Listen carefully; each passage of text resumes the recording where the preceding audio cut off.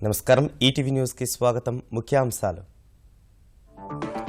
పాలమూరు రంగారెడ్డి పథకం భూ కొనుగోలులో దళారుల దందా రైతుల నుంచి అందిని కాడికి దోచుకుంటున్న మధ్యవర్తులు కాళేశ్వరం ఎత్తిపోతలకు ఎల్ఐసి రుణం విధి విధానాలపై సంస్థ ప్రతినిధులతో రేపు ముంబైలో తెలంగాణ అధికారుల చర్చలు విజయవాడ మేధా టవర్స్లో ఏపీ సచివాలయం ఇంజనీరింగ్ కళాశాలల భవనాల్లో పోలీసు విభాగాల ఏర్పాటుకు ప్రభుత్వం సన్నాహాలు కృష్ణా డెల్టాకు 4 టీఎంసీలు హైదరాబాద్కు 1.2 టీఎంసీలు నీటి విడుదలకు నది యాజమాన్య బోర్డు త్రిసభ్య కమిటీ నిర్ణయం వరదల బారి నుంచి కోలుకుంటున్న చెన్నై మృతుల కుటుంబాలకు 2 లక్షల చొప్పున పరిహారం ప్రకటించిన కేంద్రం వచ్చే వారం పార్లమెంటు ముందుకు కీలక బిల్లులు రాజ్యసభలో జీఎస్టీ ఆమోదానికి కేంద్రం కసరత్తులు పారిస్ సదస్సులో వాతావరణ ఒప్పంద నమూనా విడుదల భూతాపం కర్బన ఉద్గారాలు తగ్గించడమే లక్ష్యం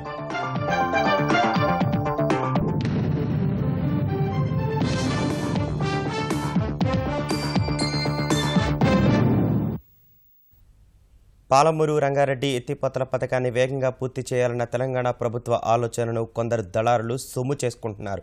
అధికారులు కూడా వారితో కుమ్మక్కై గ్రామీణ రైతుల అమాయకత్వం ఆసరాగా తీసుకుని కమిషన్ల పేరుతో కొత్త వ్యాపారానికి తెరతీశారు.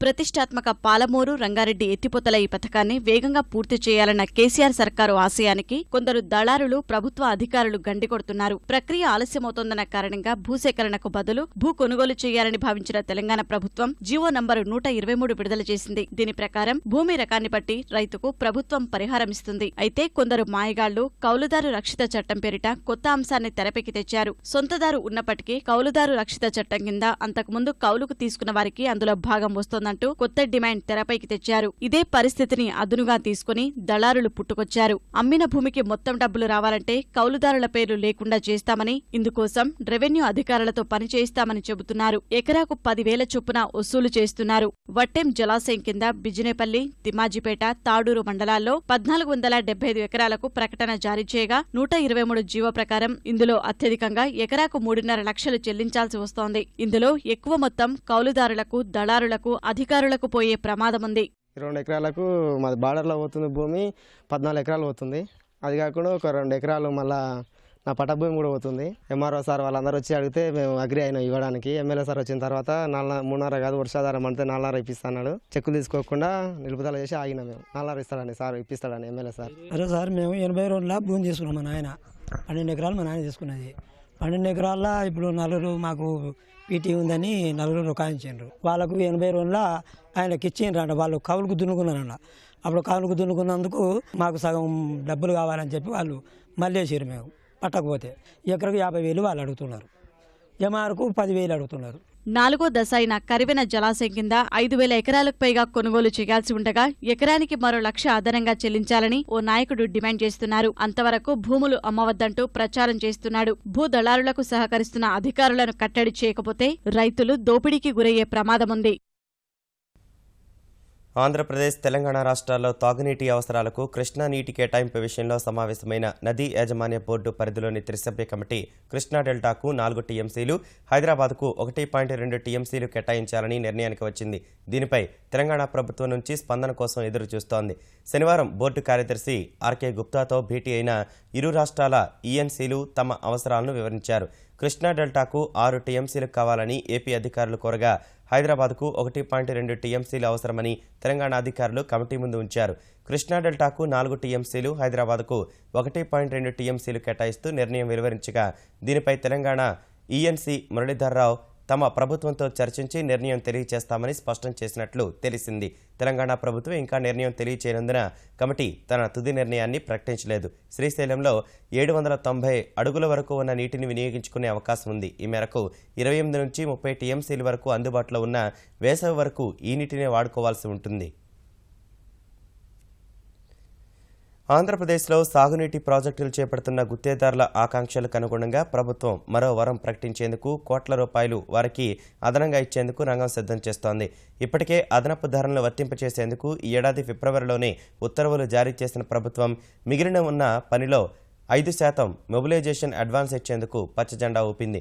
కాంక్రీటు, స్టీల్ ధరల్లో ప్రభుత్వం వర్తింపజేస్తున్న ధరలు తమకు ఆమోదయోగ్యంగా లేవని గుత్తేదారులు ప్రభుత్వం ముందు కొత్త ప్రతిపాదన తీసుకొచ్చారు. తాజా ఎస్ఎస్ఆర్ ధరలతో పోలిస్తే ఇవి తక్కువగా ఉన్నాయని, అందువల్ల ఈ ధరలు పెంచాలని ముఖ్యమంత్రి చంద్రబాబుకి లేఖ రాశారు. ఇది పరిశీలించాలంటూ ఆయన అధికారులకు సూచించారు. మరికొద్ది రోజుల్లో ఈ వరం అధికారమయ్యే అవకాశాలు కనిపిస్తున్నాయి. విజయవాడకు ఆంధ్రప్రదేశ్ ప్రభుత్వ కార్యాలయాల తరలింపు ప్రక్రియ వేగవంతమవుతుంది. జవహర్ రెడ్డి కమిటీ గుర్తించిన విజయవాడలోని మేధా టవర్స్ ప్రైవేటు భవనాల్లో ఏపీ సచివాలయాన్ని ఏర్పాటు చేయాలని నిర్ణయించినట్లు సమాచారం. హైదరాబాద్ నుంచి అన్ని ప్రభుత్వ కార్యాలయాలు తరలి రానుండడంతో మూసివేసిన ఇంజనీరింగ్ కళాశాలలు కీలకం కానున్నాయి. ఏపీ సచివాలయానికి విజయవాడ, గుంటూరు మధ్య అనువైన స్థలాన్ని ప్రభుత్వం నియమించిన కమిటీ గుర్తించింది. మేధా టవర్స్లో 1.75 లక్షల అడుగుల విస్తీర్ణం అందుబాటులో ఉంది. ఈ భవనాన్ని ఐటీ కార్యకలాపాల నుంచి మిగతా కార్యక్రమాలకు వినియోగించుకునేలా ఐటీ శాఖ సెజ్ను డీనోటిఫై చేయాలి. 2 రోజుల్లో డీనోటిఫికేషన్పై ఆంధ్రప్రదేశ్ ప్రభుత్వం నిరభ్యంతర పత్రం జారీ చేయనుంది. ఇది జరిగితే సచివాలయంలోని దాదాపు 10 కార్యాలయాలకు ఉపయోగించుకునేందుకు మేధా టవర్స్ అనువుగా ఉంటుంది. మిగతా విభాగాలకు దగ్గరలోని మూసివేసిన ఇంజనీరింగ్ కళాశాలను వాడుకోవాలని ప్రభుత్వం చూస్తోంది. 12 విభాగాలతో ఇటీవల నిర్వహించిన సమావేశంలో సచివాలయం ఉద్యోగుల తరలింపుపై ఎక్కడా భిన్నాభిప్రాయం వ్యక్తం చేయలేదు. పోలీస్ శాఖ తరలింపుపై సందిగ్ధత కొనసాగుతోంది. తెలంగాణలో కరువు పరిస్థితులను అధ్యయనం చేసేందుకు ఇవాళ కేంద్ర బృందం హైదరాబాద్ రానుంది. 8 మంది సభ్యులు గల కేంద్ర ప్రభుత్వ అధికారుల బృందం 2 రోజుల పాటు క్షేత్రస్థాయిలో పర్యటిస్తారు. నీతి ఆయోగ్, వ్యవసాయ, ఆర్థిక, జలవనరులు, తాగునీరు, పశుసంవర్ధక శాఖలకు చెందిన అధికారులు ఈ బృందంలో సభ్యులుగా ఉంటారు. 2 రోజుల పాటు తెలంగాణలో కరువు పీడిత ప్రాంతాల్లో పర్యటించి కేంద్ర ప్రభుత్వానికి నివేదికిస్తారు. కేంద్ర బృందం పర్యటన నేపథ్యంలో ఉన్నతాధికారులతో సమావేశమైన తెలంగాణ సీఎస్ రాజీవ్ శర్మ సమగ్ర వివరాలు ఇవ్వాలని అధికారులను ఆదేశించారు. కేంద్ర బృందం అధికారులు 3 బృందాలుగా విడిపోయి జిల్లాల్లో పర్యటించనున్నందున 3 ఐఏఎస్ అధికారులకు వారి వెంట వెళ్లేందుకు బాధ్యతలు అప్పగించారు. తెలంగాణలో కాళేశ్వరం ఎత్తిపోతలకు ఎల్ఐసి నుంచి రుణం తీసుకోవాలని సూత్రప్రాయంగా నిర్ణయించిన నేపథ్యంలో సోమవారం ఇందుకు సంబంధించి ఆ సంస్థతో చర్చలు జరగనున్నాయి. ఇందుకోసం పరిశ్రమల శాఖ కార్యదర్శి అరవింద్ కుమార్ ముంబై వెళ్లనున్నారు. కాళేశ్వరం ఎత్తిపోతలతో పాటు జలాశయాల నిర్మాణానికి 60 నుంచి 65 వేల కోట్లు ఖర్చు అవుతాయని ప్రాథమికంగా అంచనా వేశారు. 2 ఏళ్లలోనే కొన్ని పనులు పూర్తి కావాలని సీఎం కేసీఆర్ లక్ష్యంగా పెట్టుకున్నారు. అందుకు అనుగుణంగా పనులు సాగాలంటే ఏటా 15 నుంచి 20 వేల కోట్లు ఖర్చు చేయాల్సి ఉంటుంది. ప్రభుత్వ బడ్జెట్లో ఆ మేరకు నిధులు కేటాయించే అవకాశం లేనందున ఎల్ఐసి సహా ఇతర సంస్థల నుంచి రుణం తీసుకోవాలని సూత్రప్రాయంగా నిర్ణయించారు. ఆ సంస్థ కూడా సానుకూలంగా స్పందించినందున ఇప్పటికే ప్రాథమిక చర్చలు జరిగాయి. సోమవారం ముంబైలో రుణం విధి విధానాలు, 20 ఏళ్ల పాటు ప్రతి ఏటా చెల్లించాల్సిన మొత్తం తదితర అంశాలకు సంబంధించి పూర్తిస్థాయి చర్చలు జరుగుతాయి. భూతాపం తగ్గించడం, గ్రీన్ హౌస్ వాయు ఉద్గారాలను పరిమితం చేయడం లక్ష్యంగా చేసుకోబోయే వాతావరణ ఒప్పంద నమూనా పత్రం సిద్ధమైంది. శనివారం ప్యారిస్ వాతావరణ సదస్సులోని 195 దేశాల ప్రతినిధులు దీన్ని విడుదల చేశారు. ఇంకా ఏకాభిప్రాయం రాని కీలక ప్రతిపాదనలకు ఈ 48 పేజీల ముసాయిదా సమ్మతి పత్రంలో చోటు కల్పించారు. వాతావరణ సదస్సులో సంప్రదింపులు కీలక దశకు చేరుకున్న తరుణంలో ముగింపు నాటికి ఒక మంచి ఒప్పందం కుదుర్చుకోవచ్చనే విశ్వాసం వ్యక్తమవుతోంది. భూతాపాన్ని 2 డిగ్రీల సెంటీగ్రేడ్ లేదా అంతకంటే తక్కువకు పరిమితం చేసే దిశగా ప్యారిస్ సదస్సులో ఒప్పందం కుదురుతున్నందున సూచనలు కనిపిస్తున్న వివాదాస్పద అంశాలపై రాజీ విషయంలో ఇప్పటికీ పెద్ద ప్రగతి కనిపించడం లేదని విశ్లేషకులు పేర్కొంటున్నారు. భవిష్యత్ సంప్రదింపులు సాఫీగా సాగేందుకు వీలుగా పలు అడ్డంకులను ఈ సదస్సు అధిగమించింది. వరుణుడి ప్రకోపం నుంచి ఇప్పుడిప్పుడే తేరుకుంటున్న చెన్నై ప్రజానీకం ధరాఘాతంతో విలువెల్లాడుతోంది. తీవ్ర కొరత ఏర్పడిన నిత్యావసరాల్ని భారీ ధరతో కొనలేక సతమతమవుతోంది. సమాచార రవాణా వ్యవస్థలు క్రమంగా గాడిన పడుతున్నా ఇప్పటికీ అనేక ప్రాంతాల ప్రజలు వరద నీటి మధ్య అంటువ్యాధుల భయంతో కాలం వెళ్లదీయాల్సిన పరిస్థితి కొనసాగుతోంది. బాధితులకు అండగా నిలిచేందుకు తమిళనాడు ప్రభుత్వం అనేక చర్యలు చేపడుతుండగా మృతుల కుటుంబాలకు 2 లక్షల రూపాయల చొప్పున పరిహారం ఇవ్వనున్నట్లు కేంద్రం ప్రకటించింది. 100 ఏళ్ల రికార్డును బద్దలుకొట్టిన భారీ వర్షపాతం కారణంగా కష్టాల సుడిలో చిక్కుకున్న చెన్నై క్రమంగా కోలుకుంటోంది. వరదల వల్ల స్తంభించిన విద్యుత్, సమాచార, రవాణా వ్యవస్థలు దశలవారీగా చక్కబడుతున్నాయి. ఇప్పటికే కొన్ని ప్రాంతాల్లో విద్యుత్ వ్యవస్థను పునరుద్ధరించిన అధికారులు నగర వ్యాప్తంగా యుద్ధ ప్రాతిపాదికన మరమ్మతు చర్యలు చేపడుతున్నారు. కొన్ని చోట్ల చరవాణి, అంతర్జాల సేవలు తిరిగి అందుబాటులోకి వచ్చాయి. చెన్నై నుంచి బెంగళూరు, మైసూరు వంటి నగరాలకు రైళ్ల రాకపోకల్ని దక్షిణ రైల్వే పునరుద్ధరించింది. చెన్నై విమానాశ్రయం నుంచి దేశీయ వాణిజ్య విమానాల రాకపోకలు మొదలయ్యాయి. పగటిపూట మాత్రమే ప్రయాణాలకు అనుమతి ఇవ్వాలని విమానాశ్రయాల ప్రాధికార సంస్థ నిర్ణయించింది.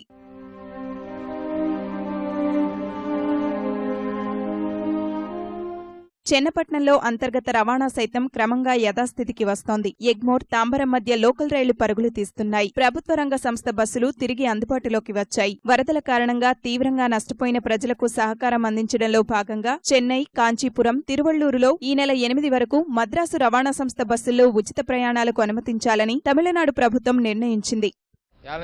నిండా డ్యామేజ్ అయింది, దాని బస్ ఫ్రీ వచ్చిందా సౌకర్యంగా ఉంది. Welcome from Paris, all free 4 days.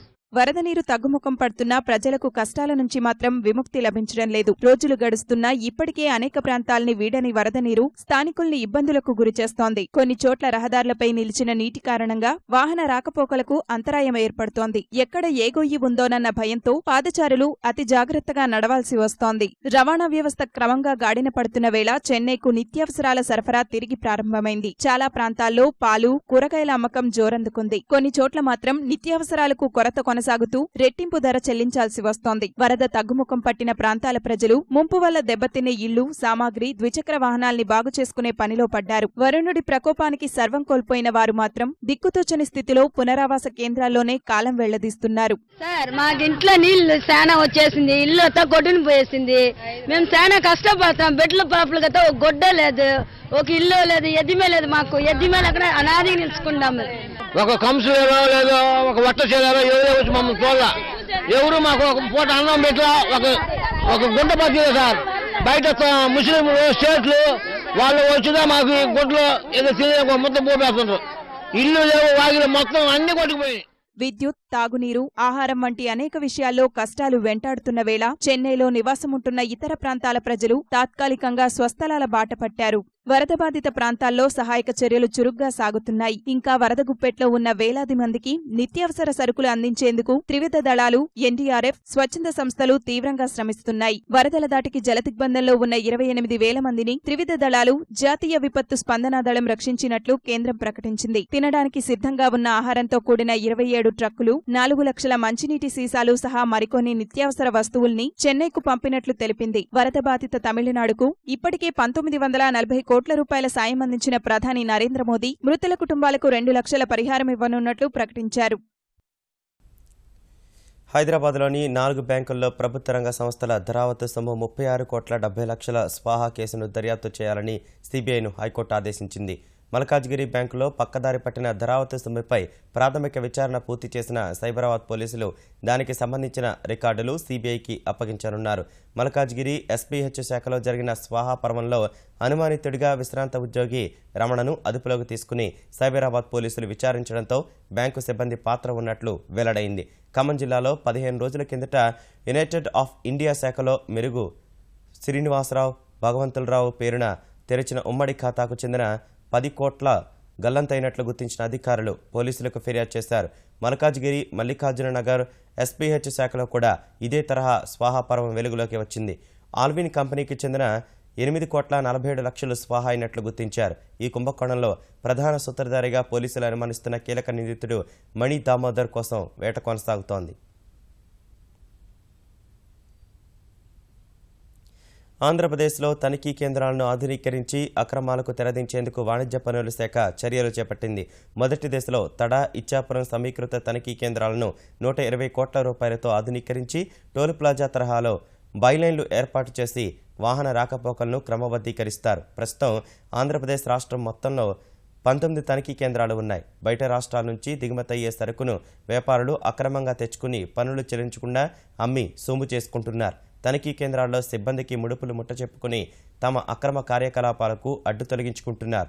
వాహనాల రాకపోకలు రద్దీగా ఉండే ఉదయం, సాయంత్రం సమయాల్లో తనిఖీ కోసం ఒక్కో వాహనం కనీసం 1 గంట నుంచి 1.5 గంటల పాటు వేచి చూడాల్సి వస్తోంది. దీనివల్ల బస్సులు, కార్లు, ఇతర వాహనాల రాకపోకలు స్తంభించిపోతున్నాయి. ఈ పరిస్థితులను అధిగమించేందుకు తనిఖీ కేంద్రాలను బలోపేతం చేయడానికి ఆంధ్రప్రదేశ్ ప్రభుత్వం శ్రీకారం చుట్టింది. ఇప్పటికే తనిఖీ కేంద్రాల్లో మౌలిక వసతులు కల్పించి ఆధునీకరించిన మధ్యప్రదేశ్, మహారాష్ట్ర, గుజరాత్ రాష్ట్రాల్లో వాణిజ్య పన్నుల శాఖ అధికారుల బృందం పర్యటించి అక్కడ పరిస్థితులను అధ్యయనం చేసి రాష్ట్ర ప్రభుత్వానికి నివేదిక కూడా అందించింది. అసహనం పేరుతో కాంగ్రెస్ దేశంలో లేని సమస్యలను సృష్టిస్తోందని పట్టణాభివృద్ధి శాఖ మంత్రి వెంకయ్యనాయుడు విమర్శించారు. నాడు నిశ్శబ్దం, నేడు నిరాసన పేరుతో భారతీయ జనతా పార్టీ రూపొందించిన పుస్తకాన్ని విజయవాడలో ఆవిష్కరించిన ఆయన నరేంద్ర మోదీ ప్రధాని కావడం ఇష్టం లేని నాయకులే అసహనం అంశాన్ని తెరమీదకు తెచ్చారని మండిపడ్డారు. కాంగ్రెస్ హయాంలో లబ్ధి పొందిన వారే అసహనం పేరుతో అవార్డులు వెనక్కిచ్చేశారని ఆరోపించారు. దేశంలో 1200 మంది సాహిత్య అకాడమీ పురస్కార గ్రహీతలు ఉంటే కేవలం 40 మంది మాత్రమే వెనక్కిచ్చారని తెలిపారు. 60 ఏళ్ల కాంగ్రెస్ హయాంలో జరిగిన అరాచకాలను ప్రశ్నించలేని వారు ఇప్పుడు తమపై దాడి ఆరంభించారని వెంకయ్య మండిపడ్డారు. రాజ్యాంగాన్ని ఒమ్ము చేసినప్పుడు, ప్రజాస్వామ్యాన్ని ఖూనీ చేసినప్పుడు, వేల మందిని జైల్లో తోసినప్పుడు, ప్రతిపక్షాలను జైల్లో పెట్టి రాజ్యాంగ సవరణ చేసినప్పుడు, ఢిల్లీలో 1984లో 3200 మంది సిక్కులను ఓచకొత్త కోసినప్పుడు, కశ్మీర్లో 3,50,000 మంది కశ్మీరీ పండితులను ఆ రాష్ట్రం నుంచి తరివేసి కాశ్మీర్ పండితుల యొక్క ఉన్నతమైన సాహిత్యాన్ని తగలబెట్టినప్పుడు, వాళ్ళ ఇళ్లన్నీ కొలగొట్టినప్పుడు వీళ్ళెవరూ నోరెత్తల. నాడు నిశ్శబ్దము, నాడు మౌనమేలా, ఇవాళ అరవడమేలా, కాకి గోరయ్యేలా. బాబ్రీ మసీద్ విధ్వంసం దినం పురస్కరించుకుని ఎలాంటి అవాంఛనీయ సంఘటనలు తలెత్తకుండా హైదరాబాద్ పాత బస్తీలో పోలీసులు ముందస్తుగా గట్టి బందోబస్తు ఏర్పాటు చేశారు. సున్నిత, సమస్యాత్మక ప్రాంతాల్లో ఇప్పటికే పోలీస్ పికెట్లు ఏర్పాటు చేసిన పోలీసులు ఆయా ప్రాంతాల్లో భారీగా బలగాలు మోహరించారు. స్థానిక పోలీసులతో 20 ప్లాటూన్ల పారామిలిటరీ కేంద్ర బలగాలు బందోబస్తులో నిమగ్నమై ఉన్నాయి. నగరంలో ఈ ఉదయం 6 గంటల నుంచి రేపు ఉదయం 6 గంటల వరకు 144వ సెక్షన్ అమల్లో ఉంటుంది. ప్రజలు గుమికూడడం, గుంపులుగా తిరగకూడదని పోలీసులు అధికారులు హెచ్చరించారు. బహిరంగ సభలు, ర్యాలీలు, ఊరేగింపులు, రెచ్చగొట్టే ప్రసంగాలు, ప్లకార్డుల ప్రదర్శనలను పూర్తిగా నిషేధించారు. 104 మంది రౌడీ షీటర్లకు టాస్క్ ఫోర్స్ పోలీసులు కౌన్సిలింగ్ నిర్వహించారు. ముందు జాగ్రత్తగా డ్రోన్ కెమెరాలు నిషేధించారు. ఐజీ గారు నేతృత్వంలో 2 ఎస్పీలు, 3 అడిషనల్ డీసీపీలు, 15 మంది ఏసీపీలు, 50 మంది సిఐలు, 150 మంది ఎస్ఐలు, 1200 మంది ఫోర్స్ తో పాటు ర్యాపిడ్ యాక్షన్ ఫోర్స్, 20 ప్లెటూన్ల Telangana special police, QRT commando ఫోర్సులతో పూర్తి స్థాయిలో బందోబస్తు ఏర్పాటు చేయడం జరిగింది. మతతత్వ ధోరణితో ప్రవర్తించే కొంతమంది రౌడీ షీటర్స్ ను ఇప్పటికే తీసుకుని పూర్తి స్థాయిలో వార్నింగ్ ఇవ్వడం జరిగింది. కొంతమంది బైండ్ అవుట్ చేయడం జరిగింది. తెలంగాణలో పర్యాటక రంగం ద్వారా గిరిజనులకు భారీ ఎత్తున ఉపాధి కల్పించేందుకు రాష్ట్ర ప్రభుత్వం నిర్ణయించింది. హోంస్టే పథకం ద్వారా గిరిజన ప్రాంతాల్లోని పర్యాటక ప్రాంతాలకు వచ్చే దేశ విదేశీ పర్యాటకులకు వారి ద్వారానే ఆతిథ్యం కల్పించనుంది. పర్యాటకులకు వసతి కల్పించేందుకు వీలుగా గిరిజనులకు నివాస గృహాలను నిర్మించడానికి ప్రణాళికను రూపొందించనుంది. ఆదిలాబాద్ జిల్లా జోడేఘాట్ నుంచి త్వరలోనే ఈ పథకానికి ప్రభుత్వం శ్రీకారం చుట్టనుంది. ఈ పథకంలో భాగంగా గిరిజన ప్రాంతాల్లో పర్యాటక అంగులతో ఇళ్లను నిర్మించి వాటిని గిరిజనులకు ఇస్తారు. 2 పడక గదులు ఇళ్లు పథకాన్ని ఈ పథకానికి అనుసంధానిస్తారు. గిరిజన సంక్షేమం, పర్యాటక శాఖలు సంయుక్తంగా ఇళ్ల నిర్మాణం చేపడతాయి. వాటిలోనే గిరిజనుల నివాసం ఉంటారు. మిగిలిన గదుల్లో పర్యాటకులకు ఆతిథ్యం కల్పిస్తారు. పర్యాటకులు చెల్లించే అద్దె పూర్తిగా గిరిజనులకే దక్కుతుంది. భోజనాల సౌకర్యం కల్పన ద్వారా గిరిజనులకు అదనపు ఆదాయం వస్తుందని ప్రభుత్వం భావిస్తోంది. పార్లమెంటు శీతాకాల సమావేశాల వేదికగా సంస్కరణల పథంలో ముందడుగు వేయాలని కేంద్రం భావిస్తోంది. అత్యంత కీలకమైన వస్తు సేవల పన్ను, స్థిరాస్తి రంగ నియంత్రణ, అభివృద్ధి సహా మరికొన్ని కీలక బిల్లుల్ని ఆమోదించుకునేందుకు ప్రయత్నిస్తోంది. కేంద్ర మంత్రి వీకే సింగ్ వివాదాస్పద వ్యాఖ్యలపై విపక్షాల ఆందోళనల నడుమ రాజ్యసభలో జీఎస్టీ బిల్లు గట్టెక్కుతుందా లేదా అన్న అంశంపై సందిగ్ధం నెలకొంది. పార్లమెంటు శీతాకాల సమావేశాల 2వ వారానికి అధికార పక్షం భారీ ఎజెండాను సిద్ధం చేసింది. వచ్చే వారం లోక్సభలో 6, రాజ్యసభలో 7 బిల్లుల్ని ఆమోదింపు చేసుకునేందుకు ప్రణాళికలు రచిస్తోంది. వస్తు సేవల పన్ను బిల్లు, స్థిరాస్తి రంగ నియంత్రణ, అభివృద్ధి బిల్లు వీటిలో ఉన్నాయి. భూసేకరణ చట్ట సవరణకు సంబంధించిన అత్యవసర ఆదేశం వీగిపోయిన పరిస్థితిని పునరావృతం కానివ్వరాదని భావిస్తున్న అధికార పక్షం ఆర్డినెన్స్ సంబంధిత బిల్లులకు సాధ్యమైనంత త్వరగా ఆమోదం పొందేందుకు యత్నిస్తోంది. చెక్ బౌన్స్ కేసులకు సంబంధించిన బదలాయించదగిన పత్రాల బిల్లు, ఉన్నత న్యాయస్థానాల్లో వాణిజ్య ధర్మాసనాల ఏర్పాటుకు ఉద్దేశించిన బిల్లు, మధ్యవర్తిత్వం ద్వారా వివాదాల పరిష్కారానికి సంబంధించిన బిల్లుల్ని అత్యవసర ఆదేశాల రూపంలో తీసుకొచ్చిన కేంద్రం వచ్చే వారం వాటిలో కనీసం 2 ఆమోదింపు చేసుకోవాలని భావిస్తోంది. వస్తు సేవల పన్నును అత్యంత ప్రతిష్టాత్మకంగా తీసుకున్న మోదీ ప్రభుత్వం వచ్చే ఏడాది ఏప్రిల్ నాటికి కొత్త విధానాన్ని అమల్లోకి తేవాలన్న దృఢ సంకల్పంతో ఉంది. ఇందుకు సంబంధించిన బిల్లు లోక్సభ ఆమోదం పొందినా రాజ్యసభలో విపక్షాల ఒత్తిడి కారణంగా ఎంపిక సంఘానికి వెళ్లింది. వస్తు సేవల పన్నుపై అధికార విపక్షాల మధ్య అనిశ్చితికి కారణమైన 1% అదనపు పన్నును ఎత్తివేయాలని ఎంపిక సంఘం సిఫార్సు చేయడం, అందుకు కేంద్రం కూడా సుముఖత వ్యక్తం చేసిన పరిస్థితుల్లో జీఎస్టీ బిల్లుకు ఈసారి ఆమోదం లభించడం ఖాయమని కేంద్రం భావిస్తోంది. అయితే ఇటీవల హర్యానాలో దళిత చిన్నారుల హత్యకు సంబంధించి కేంద్ర మంత్రి వీకే సింగ్ చేసిన వివాదాస్పద వ్యాఖ్యల వల్ల అధికార పక్షం ఆశలకు గండిపడే అవకాశముంది. కేంద్ర మంత్రివర్గం నుంచి వీకే సింగ్ ను తొలగించాలన్న డిమాండ్తో రాజ్యసభ కార్యకలాపాలకు ఇప్పటికే 2 రోజుల పాటు ఆటంకం కలిగించిన కాంగ్రెస్, బీఎస్పీ తమ ఆందోళనల్ని కొనసాగించాలని నిర్ణయించడమే ఇందుకు కారణం. దేశంలో కరువు పరిస్థితులు, ధరల పెరుగుదల, పొరుగు దేశాలతో సంబంధాలు వంటి అంశాలపై వచ్చే వారం లోక్సభలో చర్చ జరగనుంది. ధరల పెరుగుదల సహా మాదేశీల అల్లర్ల నేపథ్యంలో నేపాల్లో ప్రస్తుత పరిస్థితి, ఆ దేశంతో భారత్ సంబంధాలపై రాజ్యసభ చర్చించనుంది. ఈటీవీ న్యూస్ సమాప్తం. నమస్కారం.